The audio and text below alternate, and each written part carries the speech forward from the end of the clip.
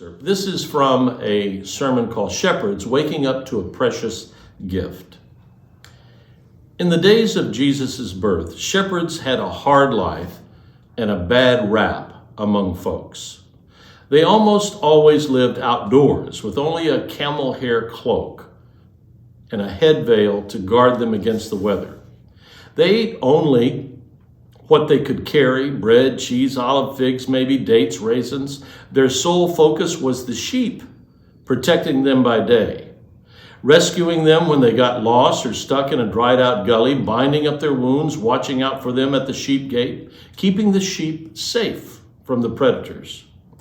They not only had a hard life, but a disreputable one as well. They were considered nomadic lowlifes or worse, and they were often regarded with suspicion, distrust, and dislike. And besides, they weren't very religious. Shoot, they wouldn't have known a protocol in the cleanliness code to save their lives. They had no in-depth knowledge of the intricacies of ceremonial life, and they had slim ideas about the rules, regulations, and meticulous observances required of good Hebrew folks to call themselves righteous and good. In short, they were rather lacking in religious flair. Shepherds even today are similarly cut down to a debased level, even in the collected wisdom of theological textbooks. If you tried to discover what the Interpreter's Dictionary of the Bible has to say about shepherds, lo and behold, in all 3,954 pages of that text, you find no definitions or descriptions, only a scant reference: see sheep. Yet still, God comes to us through the lowly shepherds. Because the shepherds were humble enough, they were able to wake up to surprising gifts in their lives, and they were never the same again. What were those surprising gifts? I'm glad you asked that question. You have to think that they went back to shepherding with a different spring in their step. Maybe they even pondered what the child in the stable would become. Maybe some of them, if they were young enough, heard about how he grew up and took off his carpenter's apron, and then one day took up preaching, even referring to himself as the Good Shepherd. You also have to think that regardless of their intellectual clarity or denseness, they went back to their shepherding with a greater inclination to gaze upward at the heavens, looking for another visitation of the heavenly hosts, perhaps.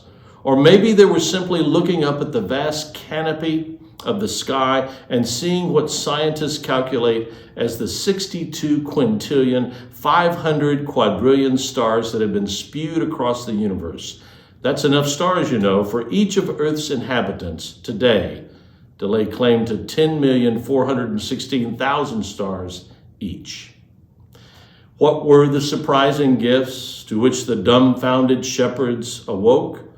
God's presence, to be sure, in the form of a little baby who would bless humanity from the bottom up, starting with the shepherds. That they didn't really have to fear for their lives because their lives were held in the palm of the hand of the one who made all life, who was and is and will be the real security system, the real spiritual security system, which nothing can ever disrupt, interrupt, or bankrupt. That all those miraculous stars above their heads, too numerous even to count, except for a physicist measuring calculus, all those stars can lead us to wondering instead of wandering, to love instead of lifelessness, to the freedom of merciful joy instead of acrid bitterness because of a lack of justice, to a fullness of the soul instead of overeating our way to satisfaction, to the grace of each new day instead of the futility of waiting for Godot, to future projects and dreams and journeys that make our hearts sing like the first day of creation instead of languishing in regret over what might have been. May it be so for all of those who are shepherding their lives and the lives of others along the human journey, whether or not they know anything about sheep. Amen.